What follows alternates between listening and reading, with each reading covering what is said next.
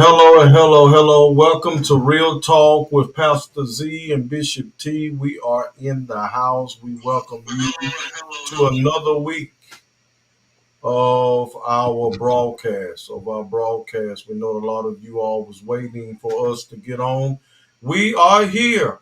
Are we here, Bishop? I am here. You in the house? We want to say We Happy are here. Veterans Day to all of our veterans. Happy Definitely. Veterans Day to all of you. And Yes. we are actually thank God for you and your service. We're going to show a video in just a few minutes, but we want to give all of you time to join us on tonight. Join us on tonight. We're excited. We have a special guest tonight that's going to be joining us. And she's actually Dr. Smith, who is provided to us by Dre Kirkpatrick, 21 Kids Foundation, Let's Huddle campaign. And she's going to share with us, give us an update on what's going on with this virus, as well as I think she's a pediatrician Pediatrician. pediatrician. Listen, I don't use that word every day. Pediatrician, and so she's going to share with us some things that would be good for our young people because some of you already know that there's has been word that there's a vaccine out for five-year olds to 12-year olds now. So we're gonna hear from her on today. She's actually a physician at the Quality of Life, and so we're excited about bringing her on today. So we do want all of you to share. Listen, she's not the only one that we have as a guest on tonight, but we do have the attorney of law, Miss Christie Knowles, and Mr. Radio personality himself, Mr. Dr. Fred Zackary. We're going to be talking to them concerning what's going on with the rendering, what's going on in Etowah County, what's going on with the rendering plant, and does it has a future here in Gaston or do it not? What does the public say? What does the people say? And what would we like to see done? Is there some things that could be hidden? But we're going to talk about a lot of that stuff on today. So we want every one of you. We got 27 I can see on right now on Facebook Live. Bishop is 27 on. What you want to tell them? I need all 27 of you to share. I need you to tag at least 3 people to come and join us tonight. Like you said, we have a Dr. Smith with us tonight. She's a pediatrician. And then we know that we have our guests who are going to give us some very um, important information as it relates to the rendering plant. So we definitely need you to like, to share, and tag uh, at least 3 people so that they can get this information, especially both are very equally as important tonight. But the doctor is here. The vaccine we know is coming out for that age group, five, I think 12, right? It's 5 to 11 because 12 can already get it. So you can ask whatever questions you need to, but we need you to tag tonight. We need to get some important information out tonight as it relates to the rendering plant. So we need you to tag in and everybody That's right. That's right. get Everybody. on tonight. And when we bring the doctor on now, if you have any questions that you would like to ask her, I'm sure she welcomed those questions and she will answer them to her best ability. So feel free um, to ask any questions that you desire to ask. We have people speaking, people saying Happy Veterans Day. Coming up when we get ready to start the show, we're going to show the video of for those vets or veterans that we want to honor some of them on today. So if you're ready, we're ready. Let's go.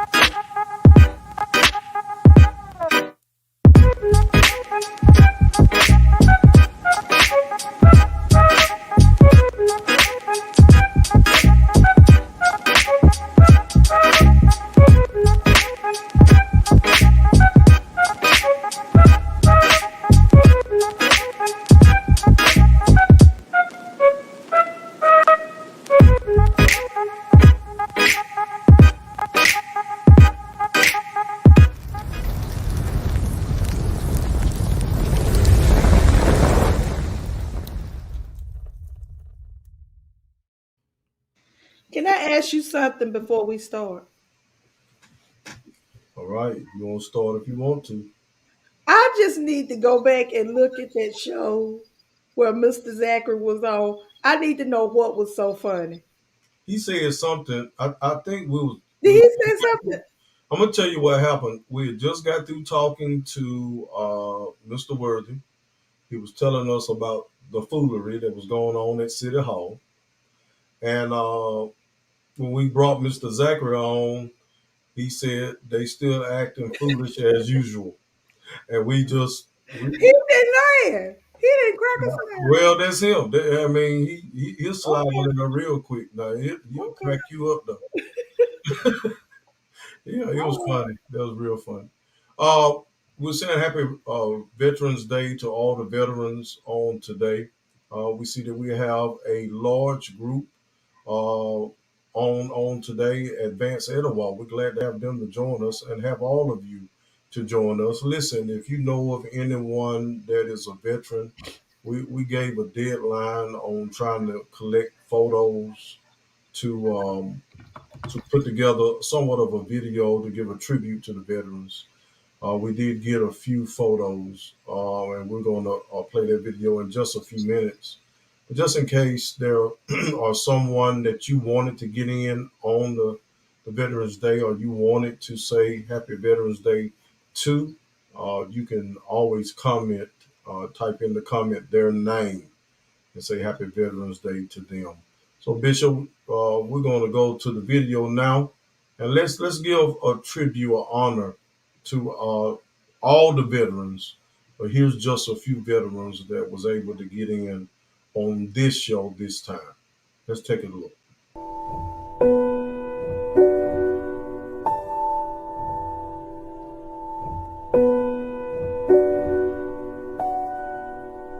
Raise your right hand and repeat after me.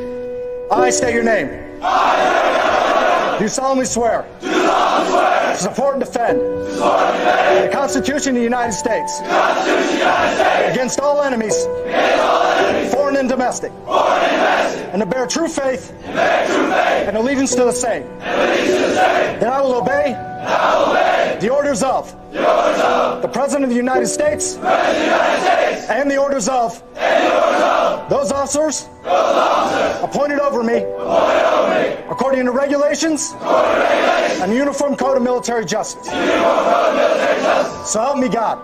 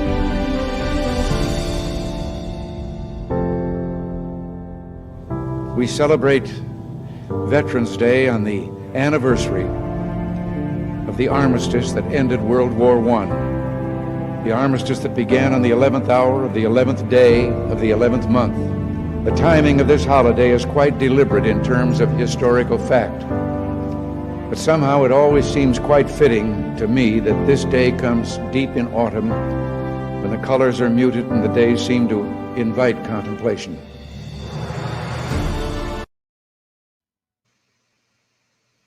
Just a tribute that we wanted to give to our men and women that has fought and still fighting for our country. I want to say happy we lost some great people during the war, and so we want to take time out just to give a tribute to them. And before the show ends tonight, just in case some of you missed out on the video, uh, we want to we're gonna come back and play that again. We had a couple of people that it was too late for them to get it in or get in the pictures that they wanted to get in at the very end. And we was pushing for time. That was some of the reason why we're late getting on tonight. But we do want to honor them all. And if you know of any names that you would like to honor tonight, please put it in our comments. Put in your comments so that names can go up and people can actually appreciate the very ones that have signed up and sacrificed their life so that we could be free here in this country. We honor them. We honor them. Again, we will show that video again towards the end of the show, so please don't jump off the show if you desire to take a look at the particular video we just shown. We saw your grandfather, right, Bishop? Yeah, both of my grandfathers. Um, I think I missed. My father is also a veteran. I don't know. I think maybe I missed sending that one to you, but both of my grandfathers were on there, and yeah. So they are both deceased, but my father is still living, and so I do salute him today, as well as all of our other veterans, and we thank you from the bottom of our hearts for the service that you have rendered to our country. And so we salute you today. Amen. My father, the late Reverend F.L. Huff, served in the Air Force. And then my uncle, Joseph Huff, he served in the Army. So we definitely send love out to them as well. Okay, let's bring our doctor on. We're going to go and bring our doctor on. Of course, we want to let you all know who our guest is on today. If you did not know, now you will know. It's Dr. Debroah Smith, pediatrician and Vice President, Chief of Medical Officer. All right, and she's going to give us some good news. A lot of you have been waiting and wanting to hear. We're going to talk to her for a few minutes. So let's bring her on, Dr. Debroah Smith. How are you doing tonight? I am well. I am well. Thank you. Thank you so much for having me. Oh, Thanks for coming on. Thanks for coming on. We it is appreciate you certainly my pleasure. It and the is work certainly my that you pleasure. are doing in the medical field. We appreciate. We know Thank that you are one of the essential workers, and you're actually in harm's way while you're trying to help individuals. So thank you for your service. you. Thank you. Thank you for all you do. Welcome to Real Talk. Thank you so much, Pastor Z and Bishop T. Bishop T, thank you for your assistance a few moments ago. I Mhm. appreciate that help. You are very welcome. You are very welcome. We're glad to have you on tonight. Thank you. Thank you. I want to also add my thanks. I'm a part of that grateful nation that thanks our veterans today. I have veterans in my family, and it is just always a pleasure to be able to say thank you to those that remain with us and remember those who have passed on. Right. That is correct. That is correct. So here we are. We know that Drake Kirkpatrick 21's Kids Foundation always sponsor us a physician, and so you are our physician for tonight. And you're a pediatrician, and the hot news that's out there right now is the vaccination for the younger children. We do know that the Delta strain was attacking our younger people, where COVID-19 was attacking the older people. And so while we was at first trying to find a vaccination for the older people, we discovered that it mutated, and now it has aggressively attacked our younger people. Schools have been affected. Mhm. Our lives in which we knew them to be is not the norm anymore. We're wearing masks, shields, with social distancing. Some of us believe in that, and then there are those who think that this is actually a hoax or a joke. But yet and still, thousands of people have died from uh, this virus. So, talk to us, if you will, Dr. Smith. What we have going on, what have they discovered, or what have you all discovered in your field that will help us survive this pandemic? Certainly. I think the most important thing, if anything else has been said, is that last sentence that you just gave us, what will help us survive this pandemic. That is my mission at this point, to help empower us to survive. I want to take a moment to let you know I have a spiritual covering here in Gadsden. I'm a part of the Galilee Baptist Church. My pastor is Dr. G.E. Robinson. Of So I'm not course, out we there, and I saying think I hello see to you. somebody popped in with Dr. Robinson. Galilee is speaking to you Yes. right now. So I do have a spiritual covering here, and Okay. I am grateful for their protection and their prayers as I continue to do the work that has been given to me. I am from Birmingham, grew up there, was one of those people who you would have said, nah, not her. But yeah, God said it is so. And Mhm. I'm with you because of that today. Some of the things, I've been a pediatrician for 20 years, 4 years in the Mobile area, and then I moved here. I believe being a physician is a calling that God gave to me. So, some of the things that I want to make sure you hear before we start to talk, if you don't get everything, a couple of things I want to make sure that you are aware of. The first one, if you got a pen, or someone can put it in the chat, I want you to, after this is all over, very quickly, I came to medicine. This is my third career. I came from a career in education as a teacher, then as a guidance counselor. So I'm always teaching. I want you to, when we're done, go to cdc.gov, cdc.gov. Once you're on the site, you'll see the search bar. In that search bar, I want you to type in coronavirus self checker. Why do I give you that? That's an easy way to go. If I can't get to my doctor, I can't ask a question, you can find out from that site if you should be concerned with being positive, if you would, or having symptoms that suggest COVID. So you want to go to cdc.gov. In that search engine there, you want to put in coronavirus self checker, and a link will come up which will allow you to put in your symptoms, or they will actually query you or question you on those symptoms. That's the first thing. The second thing I want to talk about very quickly, make sure that, as you said, we survive those basic things. Wash your hands and wear a mask. That is a huge, huge deal.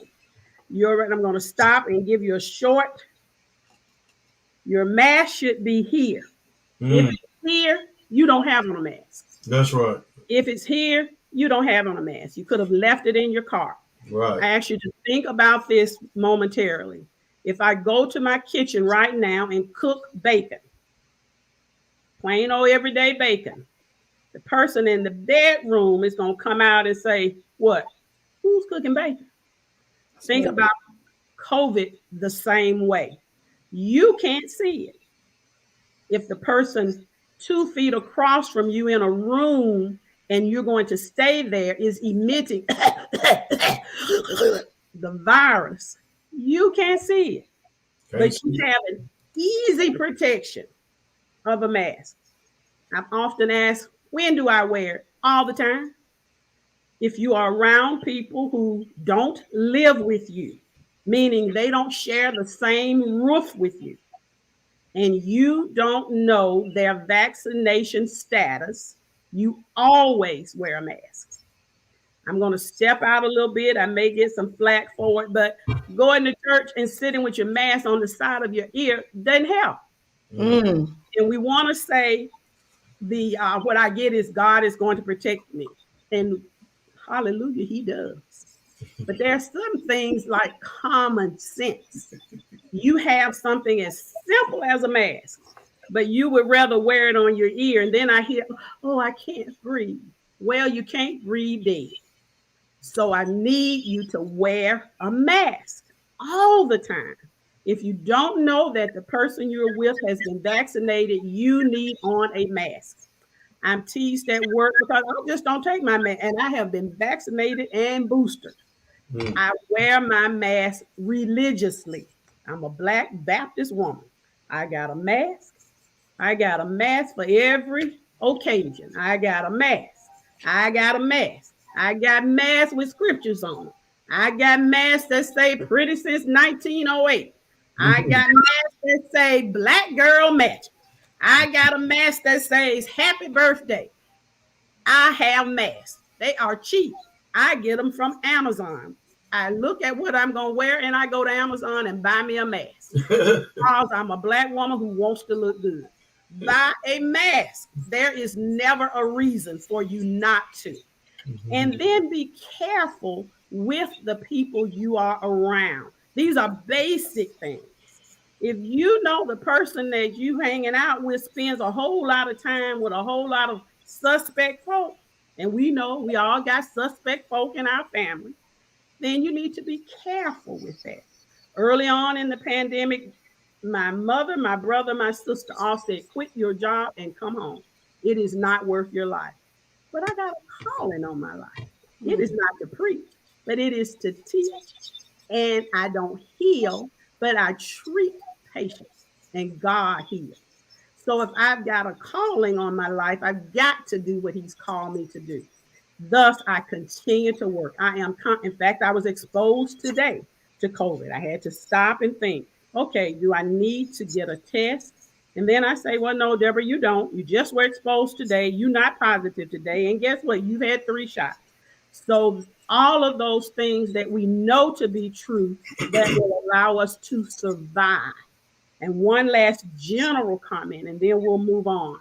Today, the Surgeon General came out with a statement to say, we are going to have to learn to live with COVID.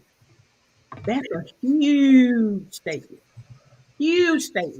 because early on we were trying to figure out how to get rid of it. Mhm. Now we're saying we got to learn to live with it. Pastor Z said the variant, and we were acting as though we were taken by surprise because there was a variant. That's what viruses do. So you can't be surprised if they do what they do, which Mm. is change. We act as though God, in His infinite wisdom, did not have any notion that COVID was coming. But I'm of the set that believes He is not taken by surprise. Mm. So there have been people working on vaccines for a long time. I want you to write down one other piece of information. Then that's the last bit of my homework for you. Name. I want you to know. I could tell it to you, but I want you to go and find out about it for yourself. This person comes from the National Institute of Health. and her name is Dr. Corbett. Her first name is Kismeka, Kizzmeka,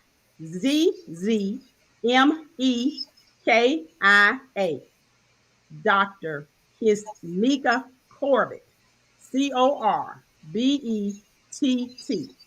So when people tell me some of those other folks worked on virus prevention and vaccine, I don't have to tell you what she looks like with a name like Kismeka. You know what she looks like. She looks like me. So I want you to look into her story and her association with the COVID vaccine. Those are your two pieces of homework for yourself this evening. And we're going to take another small step. I want you to go to Second Kings. Yes, I mean the Bible. Second Kings, the 5th chapter. Pastor Z, Bishop T, and my pastor, I think, is on. You probably know that to be the story of the prophet Elijah and King Naaman. I won't go through the whole story, but he was told basically to dip 7 times in what? The Jordan. And why? He had leprosy. Go and read the story. There was a little girl, so you know that piqued my interest. That girl said, if I could get the king to talk to Elijah, he got a basic set of instructions. Go and dip 7 times. Little bit of arrogance. What do you mean he's not going to come out and talk to me? I'm telling you, wear a mask. It's just a little thing. It is a little thing that gives you a large amount of protection. If there's another side to COVID, wearing a mask also keeps you from getting flu. I know you heard it. We didn't have a bad flu season last year. But what are we doing now? People are, I don't need my mask. I don't need my mask. Flu didn't go anywhere. It's coming back. And flu kills also. And the vaccine for flu is not nearly as efficacious. It doesn't work as well as the vaccine for COVID. When you're talking about COVID vaccine, you're talking about upwards of 90% that it works. Flu sometimes maybe as low as 50% of the time it works. So I want you to do what you can do. Wash your hands, wear your mask. With that being said, now I want to tell you why I do kids. I love children. Do I have any? Not a one. I have a dog. Why don't I treat adults? Adults are hard-headed. They do what they think is right. What does the scripture say? Every man did what was right in his own eyes. Scripture also tells us that man would rather believe a lie before he would believe the truth. Children are innocent. They will follow you. I tell my parents of children, if you smoke, I don't care what I tell that kid. If mama and daddy smoke, it's okay. The same thing with COVID. If you wear a mask, that child is going to wear a mask. If you wash your hands, that child is going to see you and wash your hands. So children are moldable. They do as they see. And then they wonder, you told me to do it, but you don't do it, and why? So children I love because of that. Children's death, if you talk about it, I like treating children. Children, they don't die. It is an oddity for children to die. They get well. Adults die. And you've heard old people say, I didn't expect to bury my child. I expected my child to bury me. The same has happened with COVID. Children weren't getting ill with COVID. They, you may get it. And even now, maybe 2 weeks ago, I had 2 children that I treated. They were 2 years of age and both were positives with COVID. Why did the mother bring them to me? The same symptoms that sounded like it could have been a cold. They were coughing a little bit too much. They had a fever, not really high. But other than that, when the one child came in, he looked fine. Hearing him down the hall, he looked fine, sounded fine. But when I say this is a calling for me, the Holy Spirit said, test that baby. Because you can't look at him and tell.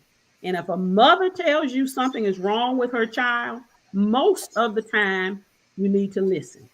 There are some outliers. There are some mothers who do some weird things to their kids to make them sick. But most of the time, mothers know. I tested them in both cases. They were COVID positive. So what do I expect you to ask me after I tell you that? Can anybody put anything in the chat? Bishop, I don't know how to do that. I want someone to give me an answer in the chat. What do I expect as your question after I've given you that story? Anybody? Okay, he already told me I only got about 15 minutes, so I guess I got to keep on going. What I would ask if I were you was, where did this baby get COVID? There are two. They don't drive. They ain't taking care of nobody. They not going to Walmart by themselves. They not going to McDonald's. They not hanging out on the corner. So what is your answer? You didn't have to ask. You just had to stop and think. Somebody brought that disease home to that baby. Somebody. Who could it have been? It could have been an older child that brought it home, having been around other older children. It could have been mom or dad who worked at a plant, who went to Walmart, stood next to somebody in the line. It could have come from any of those sources. I would never answer that question. The next thing I did was what? Test everybody in the house. Wonderfully, nobody else was positive. That is a blessing.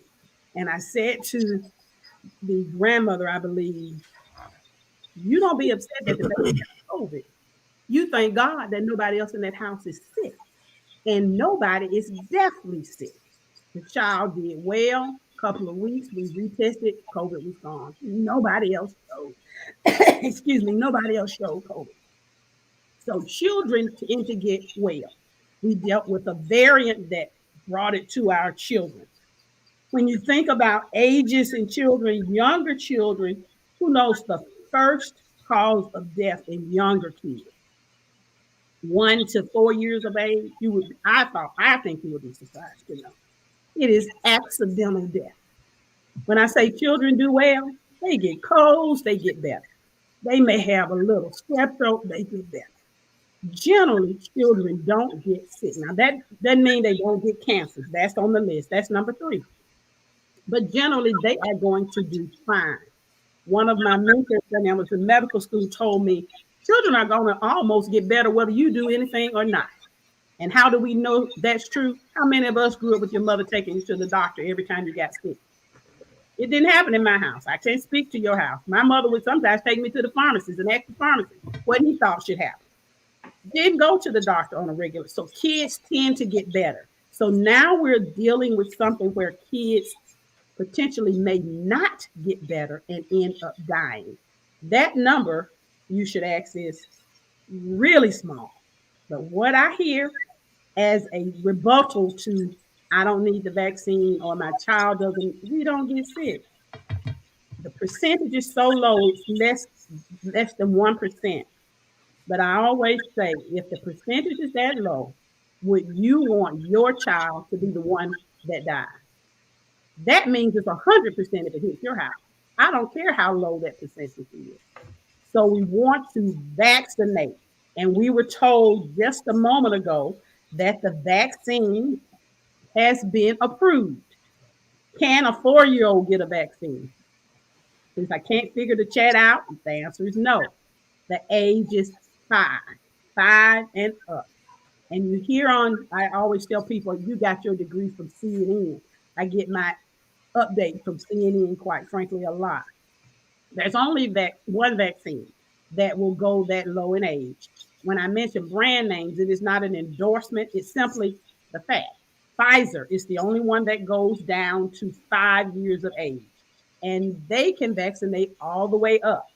The others have not gotten that approval yet. It's coming. I don't know when it will, but it will be coming. So what do? You get the vaccine for your child. People say, well, they get it, they get better. They do in most cases. I hear of, you have heard of multisystemic inflammatory syndrome. Okay, Pastor Z and Bishop T, you guys got to be my audience. Have you heard of that? Because I can't see anybody else.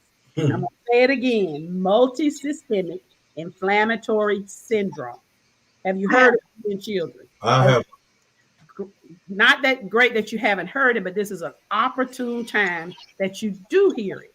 This is the disease, if you remember, way back at the beginning of the pandemic when we weren't hearing of a lot of children being sick. We started to hear of children whose organs were shutting down. Everything was multi, meaning a lot of, systemic, all kinds of systems, inflammatory, meaning there's inflammation in a lot of organs. And we started to see these kids on vents. They were there for days and months. That's what typically will kill kids with this. But every child doesn't get that. And once again, I say, do you want your child to be the one out of millions that gets that version of COVID? It is deadly. The next thing from, let's see, the early 20s to 2020s to now October 2021, there have been about, I want to get my numbers right, about greater than 1.9 million cases among children with COVID. But we didn't hear about all those deaths. So whether I told you or not, you know that children weren't really dying as much from COVID. You just instinctively knew that because you weren't here. You weren't going to funerals. You weren't burying children. You were burying adults. I'm going to say this, don't call the host. They didn't say it. It is not, it's a little off kilter, but I want you to hear it and understand it. Children go to school, they get COVID, they come home and they kill grandma. What do I mean by that? That means they bring the disease home. They may never know they had. They give it to grandma, grandma dies from. So it is so important to teach your children those basic things we talked about before. Washing your hands and wearing your mask. I was on a call earlier today. And of course, the thing in Alabama is our children don't need masks. Well, you are your child's advocate, meaning you are responsible. God gave you that child. The scripture says children are a gift from God, and you need to be careful with that gift. So it doesn't matter what the school system says. You need to make sure your child has on a mask. If they're old enough to be vaccinated, you need to make sure that they get vaccinated. Remember that term, multisystemic inflammatory syndrome. Children who have things like sickle cell, cancers, they may succumb to this easier because you've heard it before. If you've got underlying health issues, that can indeed lead to that particular syndrome. It usually happens in children around 9 years of age, and it's a big percentage of all of them who get it are what? I don't have to tell you, you know what healthcare is like in Alabama, in our nation. They're going to look like us. And there's another whole set of information that goes with that.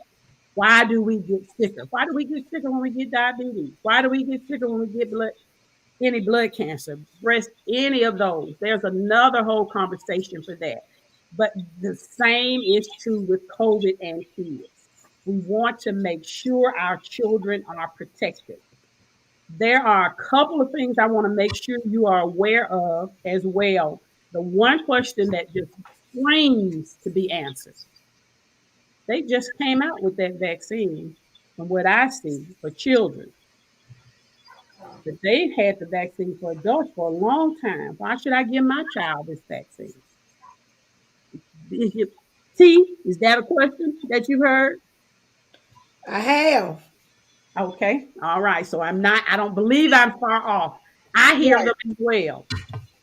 And I want to explain just very simply what you already know that you didn't know you knew. The vaccine for COVID, actually, when you read about some of the stuff I asked you to read, they've been working on mRNA vaccines for years. So all they had to do was take that knowledge and apply it to COVID. And voila, now we've got a vaccine. Then what do you do when you do a trial? You start to bring in people, and now I'm talking about adults, bring in people who will consent to take the virus or to be given a placebo. So now I've got somebody who not takes the virus, takes the vaccine. And now some people, basically, I'll just call it placebo, meaning they get sugar water. They get nothing. You follow them through. At the end, you do what scientists call is break the code, meaning I can say, Bishop T, you got the vaccine. Pastor Z, you didn't. You got a placebo. And I look. Now, remember, these people have agreed to this. I look at the data and say, of those people who were on Bishop T's side, who got the vaccine, how many of them ended up with COVID? And voila, easily more than 90% never got COVID. So now I've got the workings of a vaccine. I've got the data behind it that says it is good and safe because I followed these people through this pandemic. So now I get the strain. I got kids that are sick. Pastor Z said Delta came along. What did it do different? It attacked kids because it mutated. It changed. It's just like taking a ball and putting something else so it looks different. It's the same thing. It just looks different now. So now, I got to do something. What can I do? They didn't go all the way back to the beginning. And that's the part I want you to hear. You already had the data to say the vaccine. It's the same vaccine. It is not different medicine. It is different dosing, meaning how much. When you give your child Tylenol, you read the bottle and you see how much to give them.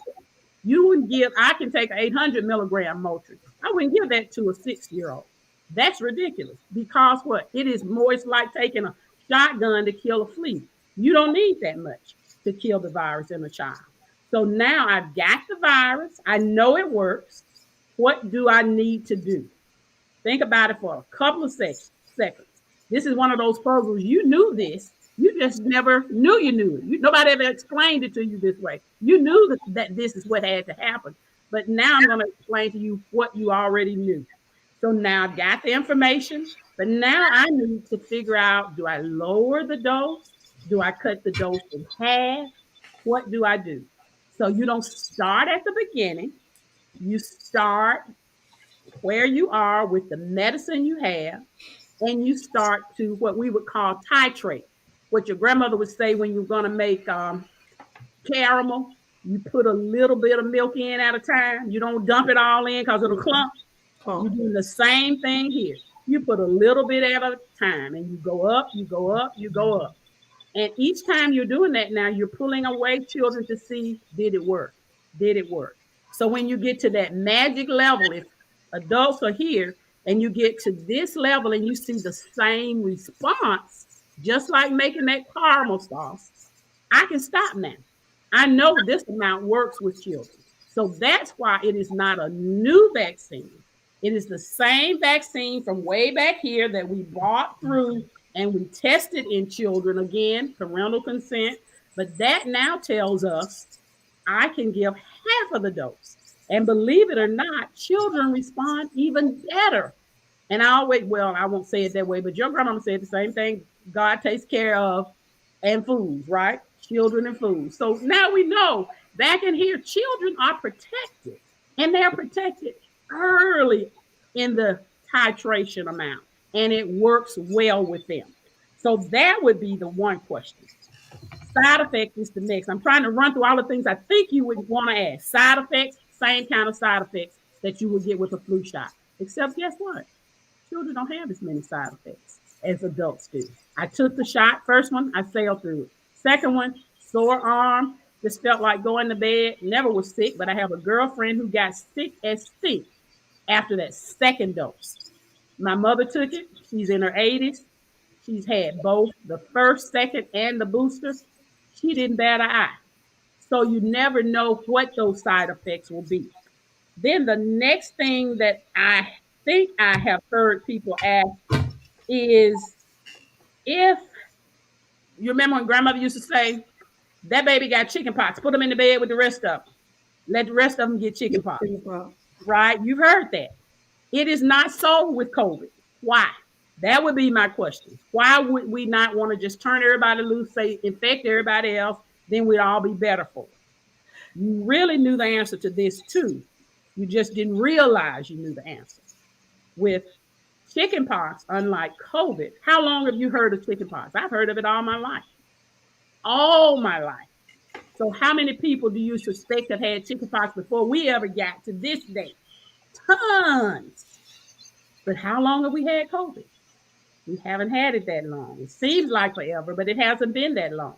We basically are talking about, it's called coronavirus 19 because it started in 19. Here we are in 21 headed. So the data that we have is smaller. That's one. But the real important piece is it is dangerous to get COVID. You don't want to get it so that I can say, oh, my immunity is up. You don't know that. And we don't know that. We only know, yes, it lasts for a while. But what the data is showing is that it is not lifelong. So you still, and that's the other question, you still need the vaccine. There's a protocol, etc. But what we call it is natural. It's not natural. It is vaccine induced, and that is far better than the natural disease. I am going to stop because I've got a couple of more questions, but I want to make sure that I answer any questions that you might have before my time probably is already up. But Yeah. Uh, I think the main thing we wanted to know was about the vaccination for the 5 year olds to the 11 years old. I think someone had one question. If you can kind of answer that, I think we all know the answer to it. okay. But they said why we're not vaccinating the 4 year olds? Why, because pre-K, 4K, um, and of course we know that um, we cannot. We got people commenting that are actually unblocking off our comments for those that are seeing some of this weird, crazy stuff that people are saying. We're blocking them straight off our show. So if they Okay. disappear, they'll disappear. But I apologize. But they just want to know about the 4 year olds. If you Yes. kind of And you step correct, back. Pastor Z. We do already know the answer. You just didn't realize that you knew it. When I talked about the data collection, there has not been enough data collected in that Right, younger age right, group. And if right. you pay attention, as I say, I look at CNN a lot because I get new stuff. And like I said today, I have listened to American Academy of Pediatrics, CDC, Alabama Department of Public Health, Human Resources and Service Administration. All of those people believe, and then infectious disease societies believe in the vaccine, as do I. We don't have that data for younger kids, but it is coming. Right. It is coming. And Okay. as more younger children are enrolled, just as you waited for the 5 to 11-year olds, you will wait and we will get more data and we will, I am confident, get a vaccine that will. Remember, if you think about anybody with kids, we vaccinate 6-month-olds for flu. So it's coming. It's just a matter of data collection to be sure it is safe. It is. And how much do I give? I know now I give a half a dose of certain ones for children 5 to 11, but what would that dose be like for someone 4 years old and younger? Right. That's the data that we need to Right. collect. That's Got one question real quick, and then we got to move to our other yes, guest. sir. If you can answer this in 50 seconds, I'm sure you I will do can. my best. But the question is a very quick question. If a child has COVID, how long do you wait to get vaccinated?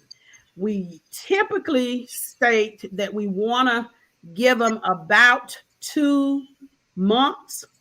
And the rationale really is that we aren't sure when COVID is totally gone and they aren't having still symptoms from COVID. If they have a fever following the vaccination, oh, is it COVID or is it the vaccine? But the answer or the better question is, do I? And the answer is yes. And your provider will help you make that ultimate choice. But you want to typically say about at least 2 months before you go on and get. And that's, with adults, some providers will say 3 months, but right around that 2 month uh, period. Pastor Z, let me ask a quick question before she leaves. And I know we kind of touched on it with some of the other physicians who were here, but you are actually a pediatrician. I Do am. you recommend any some of the vitamins, giving our children some of the vitamins like vitamin C and elderberry, some other things? Do you recommend that? I know the doses would be different, but do you Right. recommend doing that? And all of those exist in pediatric dosing formats. So Okay. those are fine, and I do. But then I always say something that someone told me when I first went into medical school. You can take all of these extra vitamins. All you're doing is making expensive pee. Meaning, once your body uses what it needs, you putting the rest of it out. All you're doing is sending it down the toilet. So you want to use what's appropriate. Vitamin C is always appropriate. Zinc, elderberry, those things you can get elderberry. Now it works really well with kids with colds, just plain. And remember, a common cold is what? A coronavirus. So they look similar. They look similar. So yes, I do agree with those. Okay. Thank you. And But thank fluids. No Mountain Dew, no Mountain Dew, no Pepsi. Fluids mean water, Pedialyte, those kinds of things. Chocolate you. milk doesn't count. Okay, I'll hush now. Oh, you fine. We thank you for all the information that you provided for us. We thank you so much for coming on our show. We look forward to talking to you again soon. We're going to continue to be praying for you that you stay safe from this virus. And again, we thank you. Thank you so much. I Thank appreciate you you for having being me. here. Thank you. All Thank you right. so much. Don't forget that she was Dr. Smith was sponsored by Drake Kirkpatrick 21 Kids Foundation. Let's Huddle campaign. We're going to step away for a second, and we're coming right back.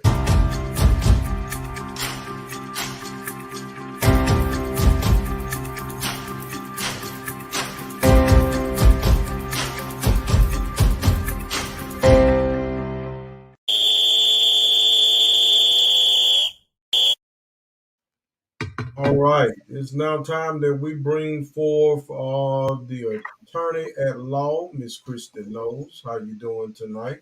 Great. How are you guys doing? Thank you for having me. And thank you for being a part of our show on tonight. And radio personality, Mr. Fred Zackary. What's up, Doc? Hey, man. They call him Dr.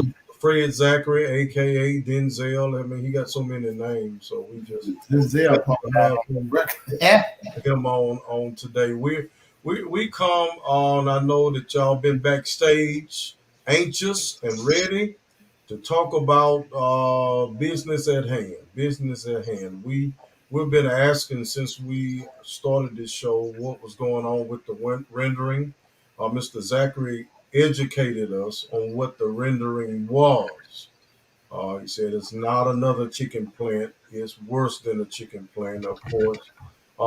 And he had great concern about some of the council members voting in favor of it whenever it came up. We heard there was some litigation going on with it. It was in court.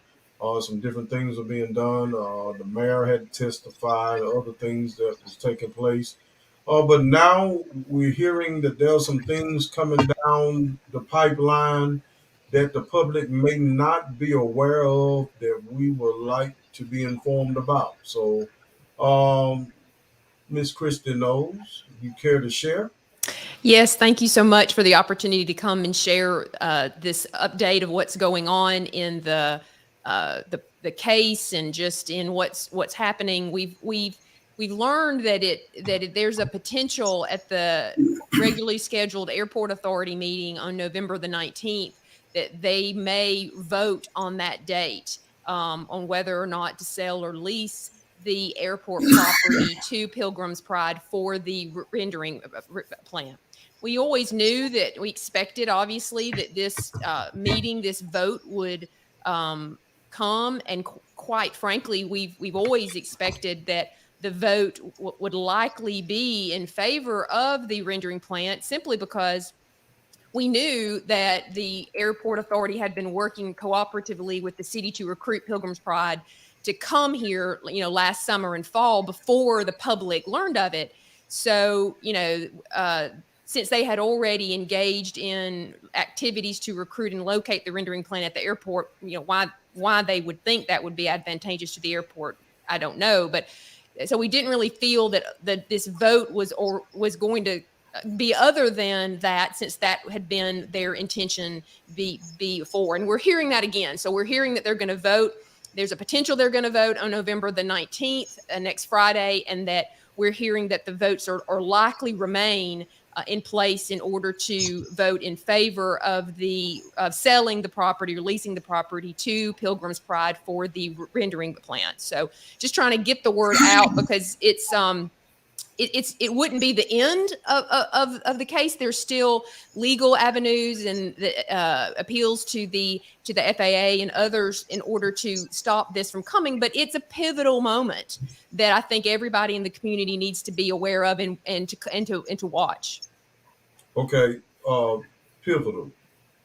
Yes, sir. And when you say a pivotal moment, what makes it pivotal? Because there's been so many moments throughout this rendering plant fight that have been important ones. This has been going on a year. We're right at a year where we've been fighting this, but we've largely seen just sort of a refusal or an inaction by this city council, the airport authority, and others in leadership positions at the city to affirmatively tell Pilgrim's Pride, we don't want you here. And so it's just that we've heard from all these, there's, it's not the council says it's the mayor says it's the council, the airport authority says it's the city. No one would sort of take responsibility for it either coming here or not coming here. This is sort of the first where the airport authority has to make a decision, make a stand. Are you going to choose it, or are you not going to choose it? Rather than just saying, it's not our responsibility, we didn't have anything to do with it bringing it here. We're going to watch and see, is this airport authority going to take affirmative steps to vote this plant here, or are they not? And that's a pivotal moment, I believe, because we've got I believe the overwhelming majority of the county that doesn't want it here. We have a huge public outcry. And it's if our leaders are going to vote in favor of a rendering plant at the airport, which will essentially shut the airport down, then that's an important moment for everybody to come and watch. Okay, so nobody wants to everybody wants to shift blame to the next person, and no one want to take the responsibility, because we have thousands of citizens of Gaston that are Edgewater County that is actually opposing this planet coming into our county, into our city. We see signs, billboards everywhere. So therefore, and we have heard that some of the council members that was in favor, their spouse have received notes from people that are really upset about them somewhat being in favor of it. So we do know the reason why some of them are probably hiding to keep from being the one that is blamed from bringing the rendering plant here. So we're talking about this board. We're talking about this airport board that is going to vote. Okay, you say it's not the end all, but they're going to vote.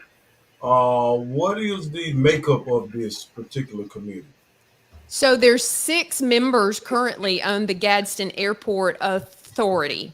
Those are Billy Billingsley, Spencer Williams, Robert Turk, Jonathan Welch, Tim McCartney, and Ken Robertson.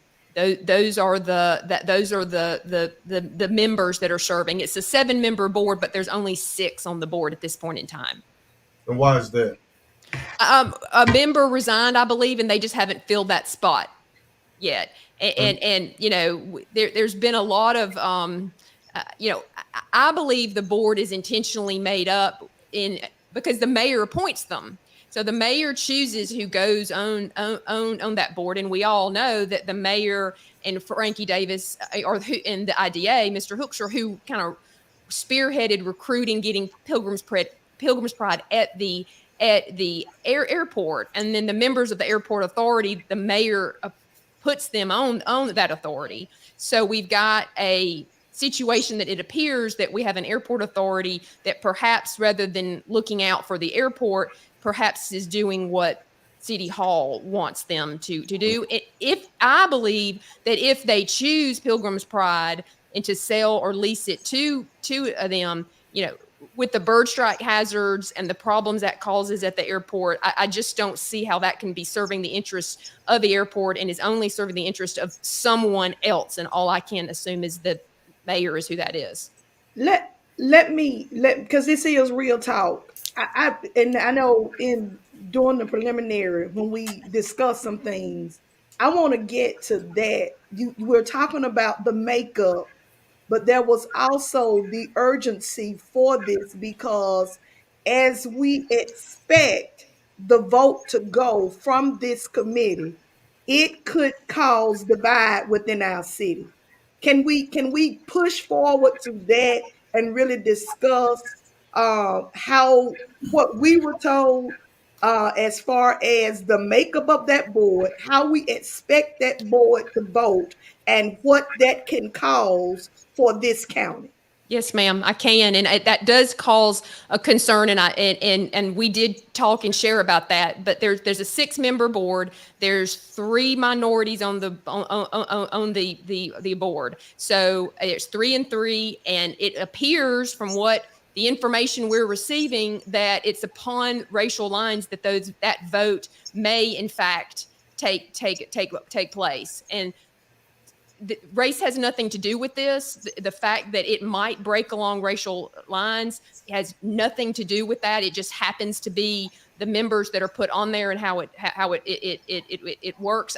There's a possibility that the minority members, what we're hearing, will be the yes votes. There's one white member of the board where there'll be a no vote, and the other 2 may likely abstain because those other 2 members, the other 2 white members, are on the IDA. One is on the IDA and one is the attorney for the IDA. And we're being told there's a likelihood they may elect to abstain. So it would be 3-1, and racial lines is where that vote might very well split. And if that happens, when race has nothing to do with it, the perception and the division that could create in our county would just be wrong. This is an issue that unites us. This is an issue we are together on.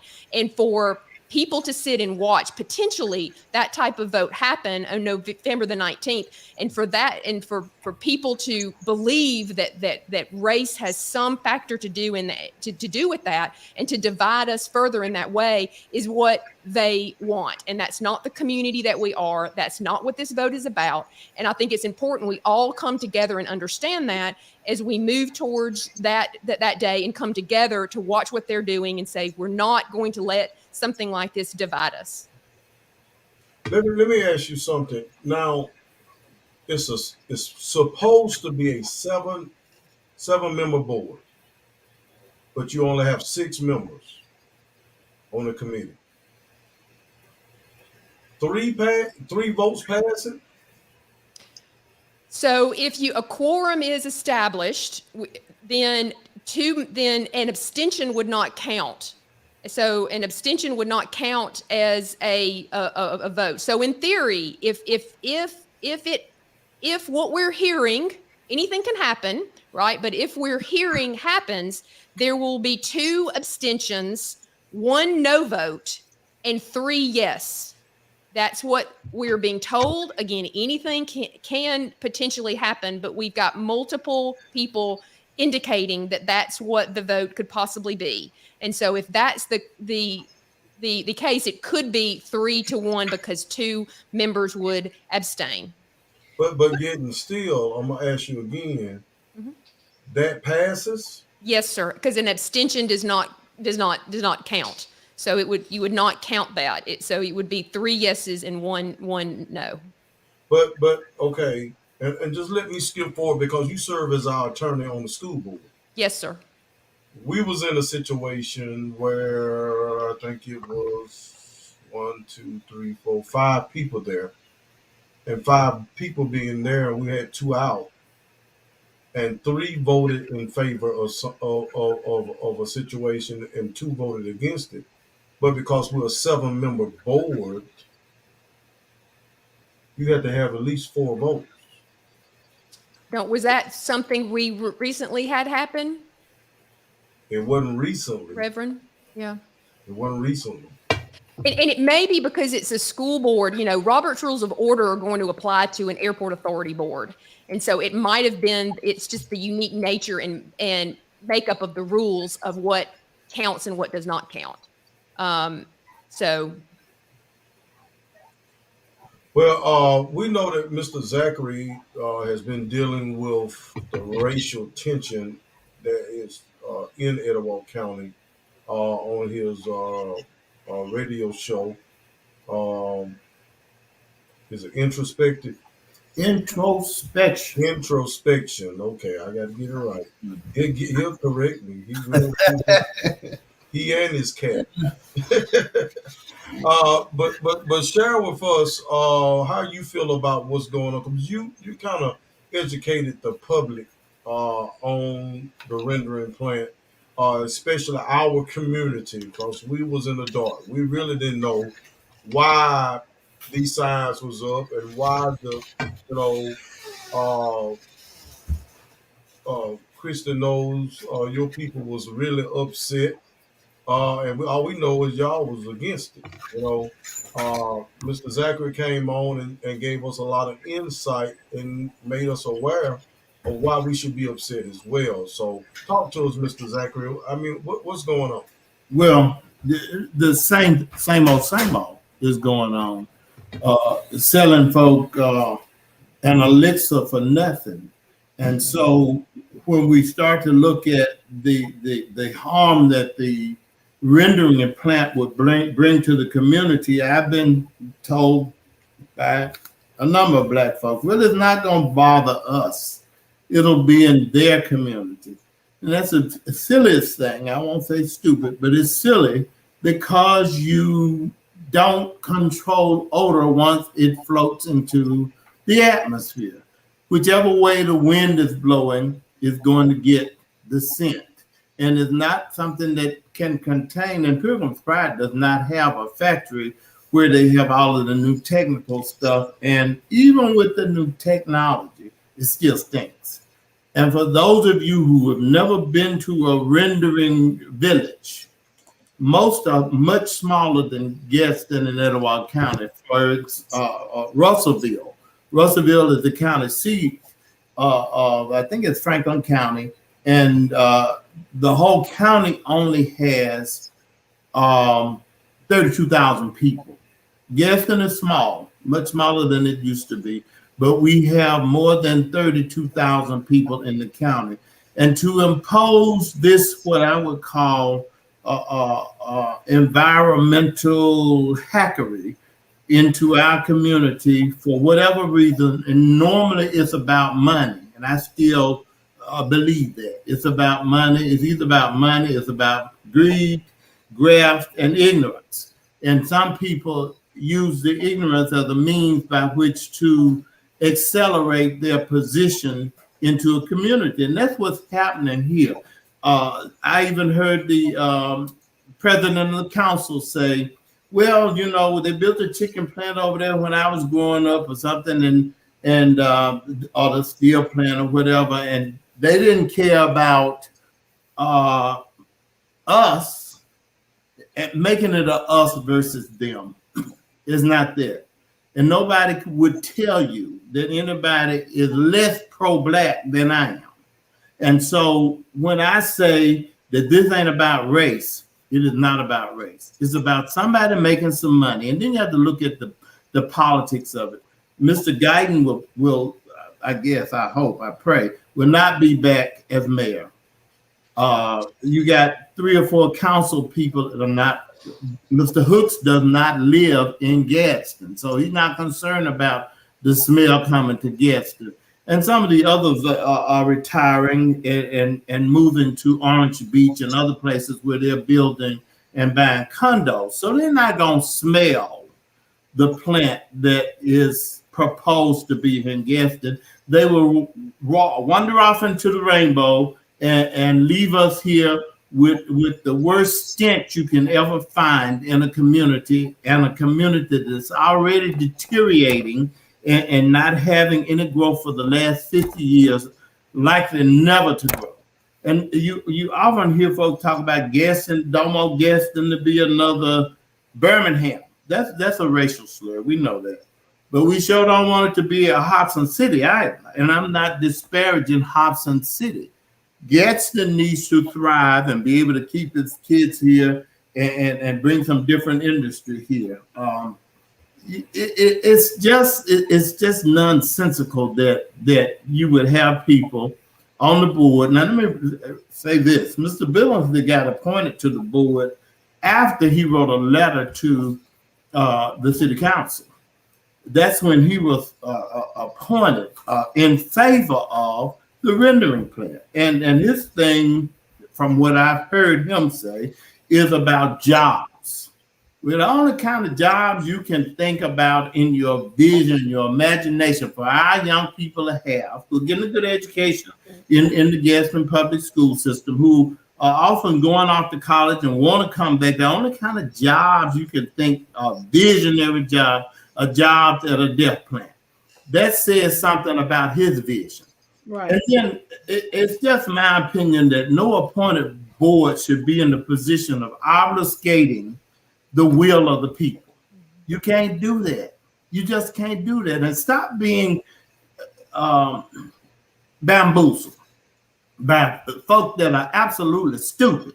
So when stupid people bamboozle you, then you really been bamboozled. It is time we wake up in Gadsden and come together and stop talking about, oh, I smell good. Yeah, I smell steel plant. So you smell them. They both gone. It would take 100 years to get Pilgrim's Pride out of here. The only kind of industry that's going to be associated with common would be associated industries to the death industry of rendering.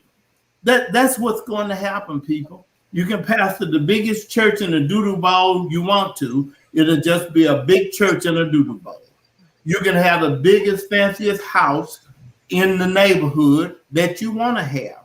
It'll be a fancy house that when you got it, is going to be 50 to 60% less than it is when that Pilgrim's Pride plant comes here. God forbid that it comes here.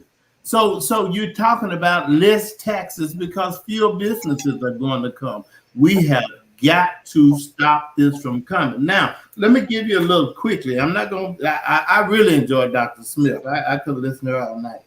Billy Billingsley, who is the chair, this is his phone number. You might want to call him. He's a stubborn old man. Mm-hmm. It's 256-390-8838. He's going to punish all of us because I guess he lost the last election, but by 81%. Anyway, this is political, and it is trying to be pushed into a racial category. Let's talk let's talk about air quality. If the rendering plant is, the air quality is already poor. So the air quality and the water quality are going to be that kind of thing that lends itself to 170,000 gallons a day being pumped into a sewer system that can't sustain itself as it is now. That's the water. And we have nasty water in Gadsden. We're still under the EPA supervision. The water is nasty. When we come to terms with water, let's talk the air. Do you come out some days and your eyes tear up in water? It's a poor air quality because we have not had fathers and the mother up here who are concerned about the use of their authority. They're more punitive. They want to beat you up. They want to claim all kinds of nefarious things when they can't prove it.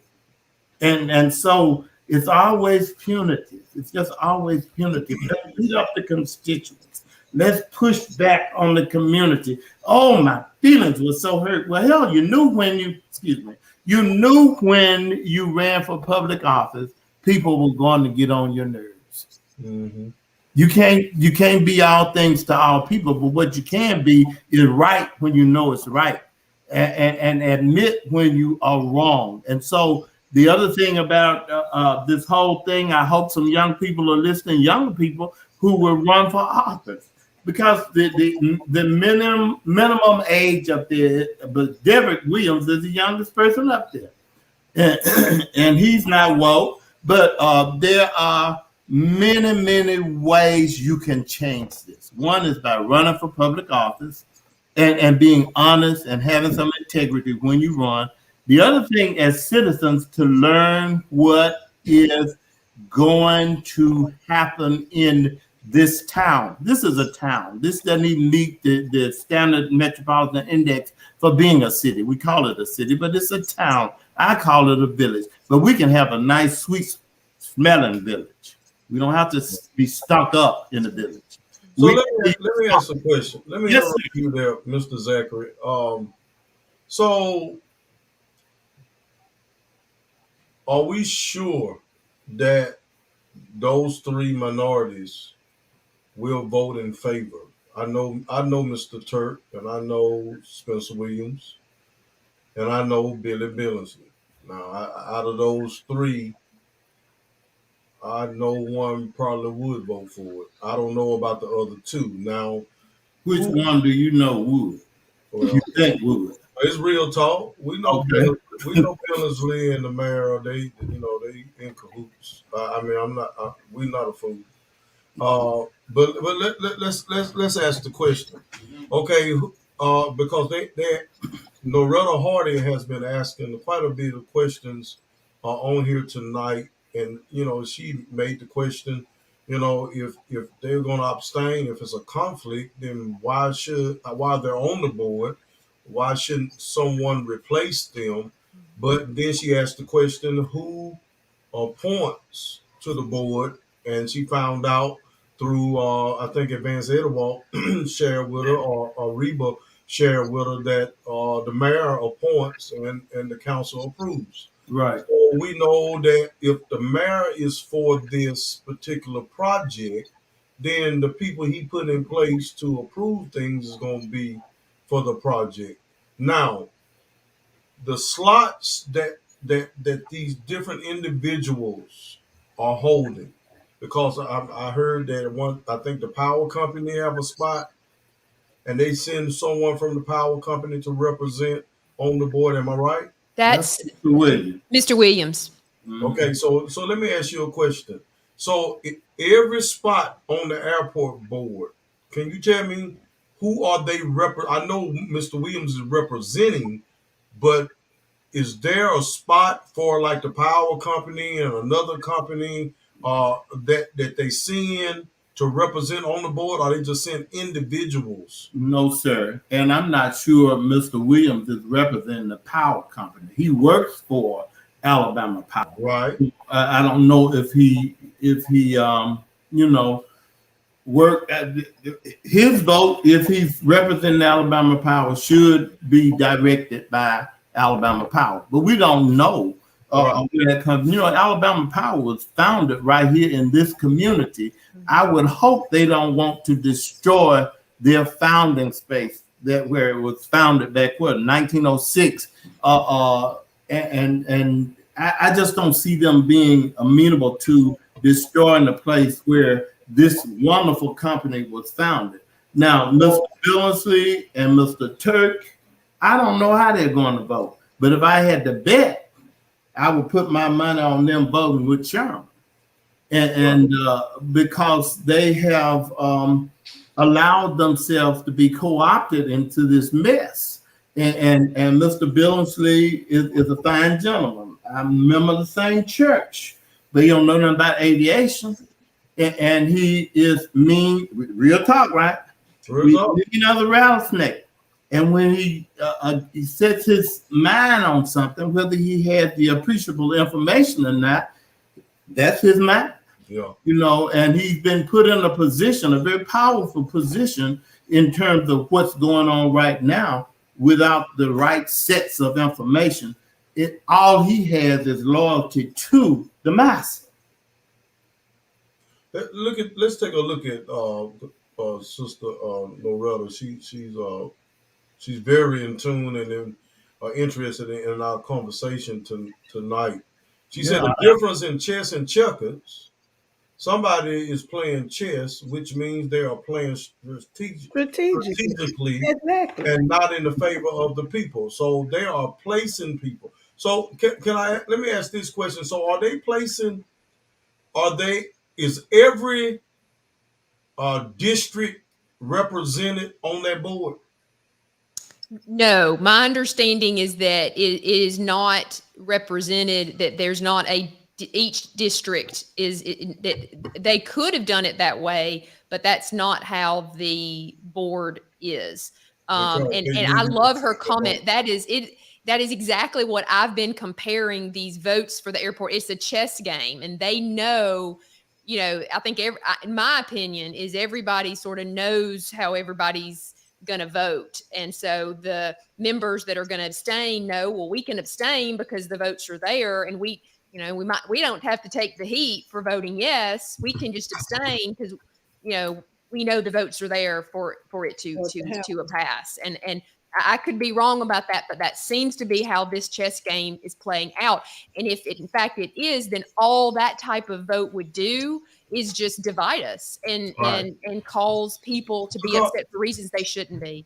Right. And let's just go ahead and just talk about it. Okay. The three African Americans, which is Mr. Turk, Mr. Billingsley, Mr. Williams, they're going to vote for it. That's what it appeared to be. They may be voting in favor of it. That's what we're being told. There's a one Caucasian that's going to vote against it. Correct. And two Caucasians is going to abstain. That's what we're being told. So we know that the first awareness came about this rendering was, I'm gonna be honest with you, Rainbow City area. The Caucasian, the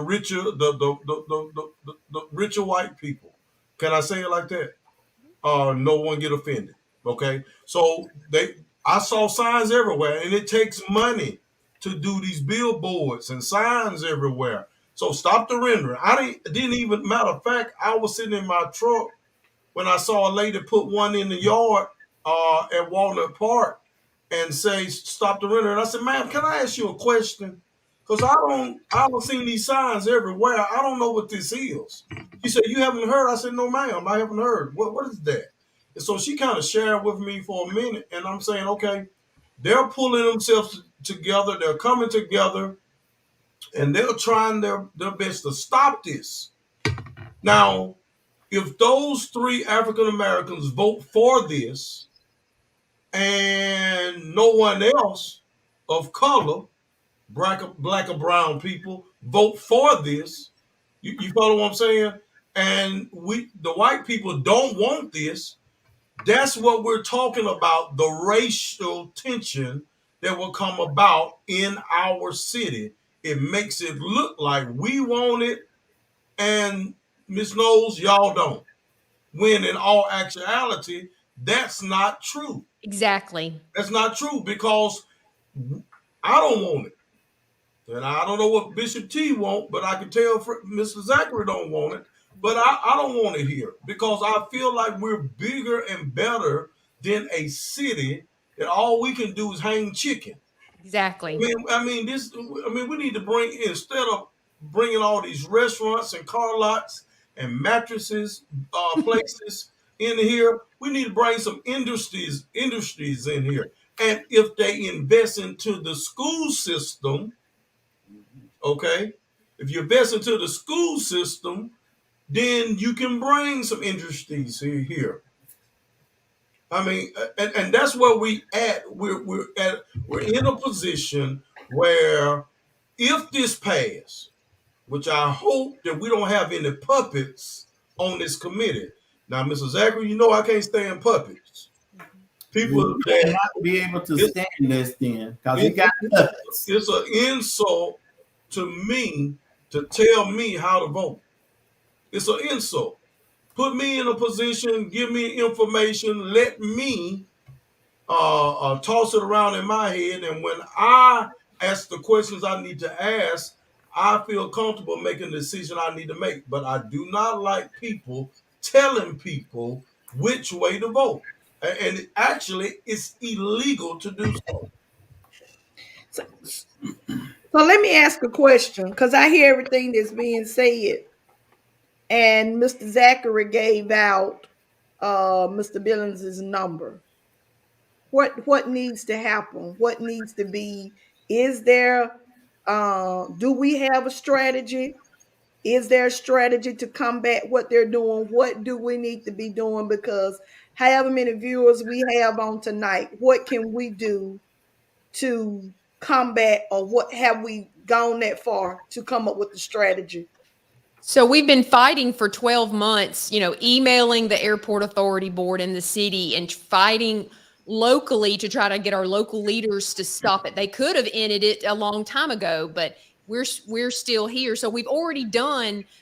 You guys have, the whole county has, and I think we can post, the email addresses and the contact information that we've been sort of putting out there, asking people to reach out to the airport authority members, email them if you know them, hey, don't vote. And we've been doing that. Unfortunately, at this point, it doesn't appear that has achieved the result that we hope. Now, we can certainly continue to do that. And I think that we need to push and continue to say, as this vote draws near, it appears, double those efforts.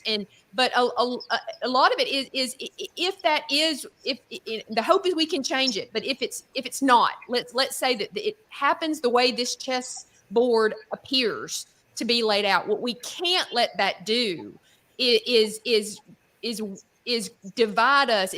That type of nonsense might have worked in the past, where it has been pitched that there's some racial breakup or some racial divide. That is not the case. And to educate people that if that is the way that the vote turns out, we hope it's not. That's not what this means. We are unified in this, and we're going to continue to fight because we still have to fight together for the next step to prevent it from being here. To me, I think we fight every step of the way, right? We continue to fight until the vote happens. Hopefully, by reaching out to them, some change can happen. We've been working for it for a year. It appears it hasn't happened yet. Maybe we can still get there. But if we can't, there's more fight for us to do. And we've got to stay together and united as we continue that fight. We also have to remember that we're in a fight for our community. Whether you live where I live in the ghetto or whether you live in country club, it's one community. It's gonna stink as one community. Your house in country club won't be worth any more than mine will be by Paris value where I live. We have to come to the table and recognize, there's a whole lot of stuff that's done that shouldn't be done, but this is not one of them. We need to get these rascals who are trying to do the dastardly deeds out of the politics of our community, of shepherding in a crisis that we don't really need in our community right now, or ever for that matter. So, and somebody, I wanted to bring this Hardy came up with something that I asked earlier this month. How can you sit on two boards that are in conflict of each other? You the attorney for the IDA, but you sit on the airport board. It's a good old boys thing, whether they're black boys or white boys. It's a good old boys situation. How do you do that? Can I address that? Can I address that? Yeah, That's an important point. You know, we've been pointing that out for a month. I mean, a year now. That two of these white members, one's on the exec committee of the IDA and one's the attorney for the IDA. We've been pointing out, hey, there's a potential conflict, and so rather than resign and let someone that doesn't have a conflict or stand up and say that they've been silent most of the time, not completely silent, but they haven't said much because the end game, in my opinion, is that we'll just abstain because they've raised that there's a conflict, and so they've raised that issue. We'll use that as an excuse not to vote and kind of wipe our hands of it and get the result that we want. That's how it appears this is laying out. And if what they can do, let's say there is a true conflict that they go, well, that prevents me from making a vote for or against Pilgrim's Pride because the IDA is who brought Pilgrim's Pride here. Well, here's what they do. All they have to do is make a motion to not sell the property to anyone. That solves the conflict. They could say, look, we're going to vote not to sell it to anyone. So the idea that they have to sit back and can't do anything and have to abstain from every vote because of the conflict that they created and they allowed to remain in place lets them escape from it and put others on the hook in this divisive way it's just game we're just not going to play. And we need to call them on it, and we need to tell people what's really going on. So when they watch it, if that's what happens and they watch it, we know what's going on, and they don't get to escape from the accountability that everybody that does not take affirmative action to vote this thing no should be accountable for it. Right. Let's share a few comments that's been mentioned. Advance Edawalt. To be 100% clear, no one is saying that they will vote one way or the other because of race. Someone that wants to keep us a divided community may be setting it up to look that way. Yeah. Alicia Keefe said, so it looks like the African American members are being set up. All the time. And then Ashley said, bring jobs so people don't have to travel to Birmingham and Huntsville to find decent jobs. Many people, Reba Stanley said, many people are against the rendering plant, are afraid to speak up out of fear of losing their jobs. Noretta Hardy said the racial divide is strategic or maybe even an unexpected strategy, a tragedy. But we've got to demand a more equable method for determining how our county is impacted by what corporations are brought in. Ms. Hardy live in Gaston. I think Ms. Hardy ought to run for something. There you go. There you go. She's on here. She's always on here. She's actually Ms. Hardy makes good sense, and some others do too. But when we start to try to make comparisons between Clarence Thomas and these folks, it's a 30-year comparison too late. We have got to look at the reality of what's going on and not through no spurious kind of philosophical, underscored, non-educated, non-academic perspective. We have to understand what's going on in our lives from every perspective, from the street to the university. And people play games all the time. And when you use race, that's the lowest common denominator. You can always throw that in. And the folk who are wrestling with this, whether they're going to vote their conscience or not, whether they really truly believe that a rendering plant is an asset, I hope they don't. But if they do, then they do. But vote what you know, not vote what you suspect. Oh, they're going to bring $25 an hour jobs here, and it's going to be the best. Well, you can't spend your money in the town where you have to run around with your nose all muzzled up. It is not a good idea to bring fleas into your house. It's just not a good idea. I'm taking you to court with me. You need to come to court with me, Mr. Zackary. I love your arguments. They are beautiful. Well, and I'm going to say this, and then I'm going to be quiet. We have stood back. I've been back in guessing since 2004. We have stood by and allowed the lowest common denominator of either greedy folk or lacking intelligent folk or just plain old grafty folk, and then the old spurious racists run this town into the ground because we stood back. So step up, whatever you can do, to call Mr. Billingsley and let him know that you want to talk to him, because he's planning to run for District 5 councilman again. From what I understand, we don't need him. You have his number again? Yes. Put his number back up there. 256-390-8888. Wait a minute. Let me make sure that's right. And I don't have it now. It is right here. No, it's 8838. I'll put it up for 8838. 8838.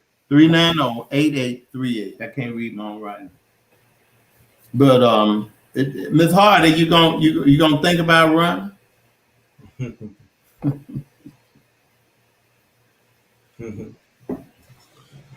That may be the new calling she have on her life, District Chief. You know, she wasn't doing the other stuff. But we thank you all. Thank you. And whatever we can do. And this vote will take place November the 19th.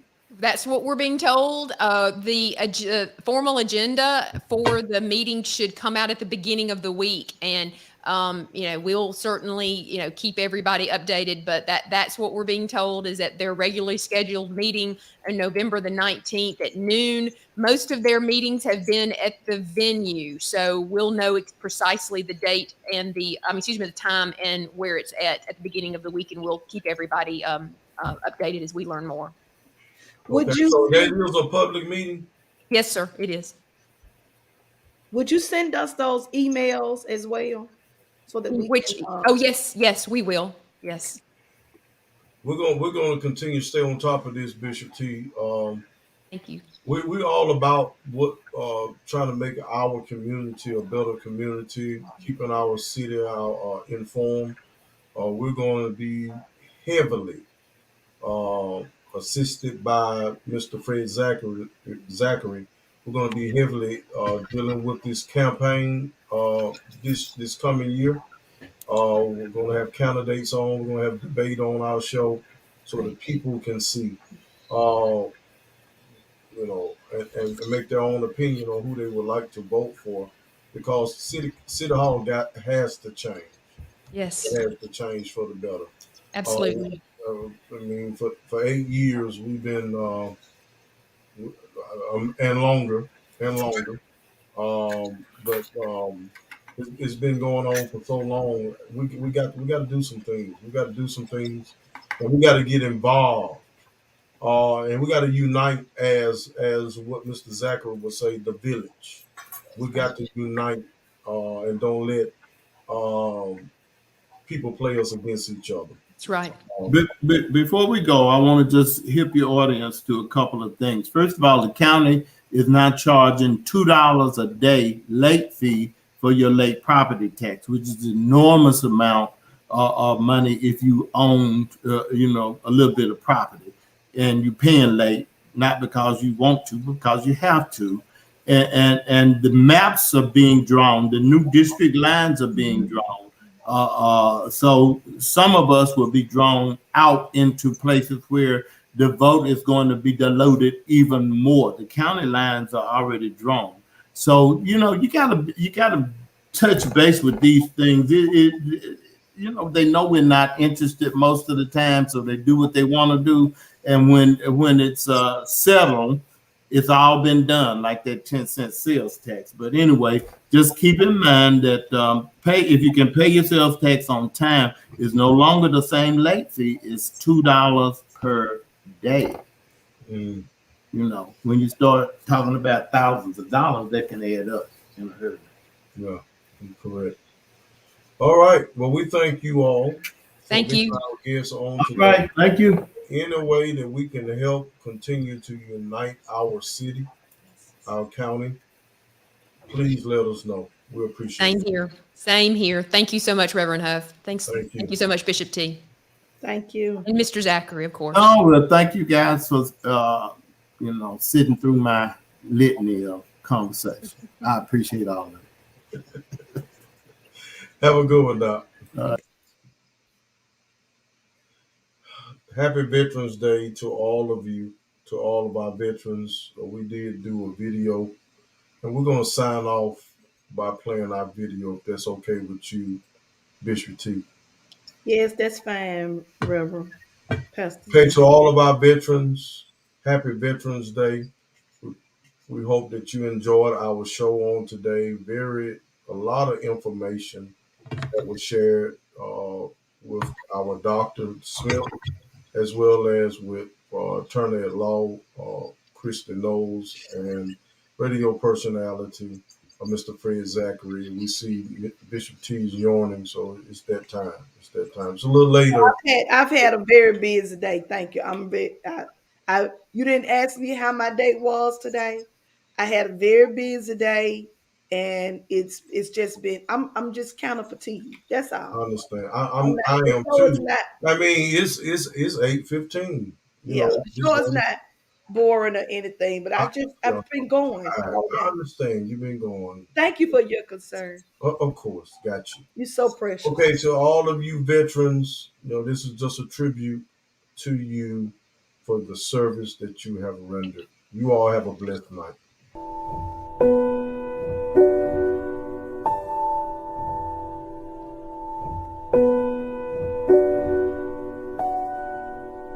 Raise your right hand and repeat after me. I state your name. Do solemnly swear. To support and defend. The Constitution of the United States. Against all enemies. Foreign and domestic. And to bear true faith. And allegiance to the same. That I will obey. The orders of. The President of the United States. And the orders of. Those officers appointed over me according to regulations and the Uniform Code of Military Justice. So help me God.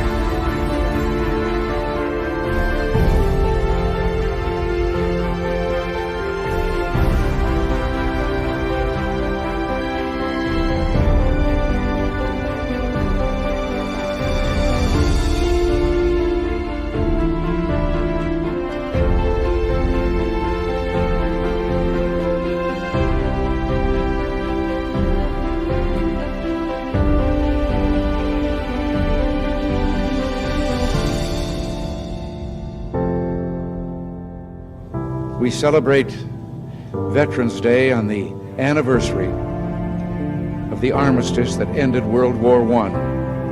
The armistice that began on the 11th hour of the 11th day of the 11th month.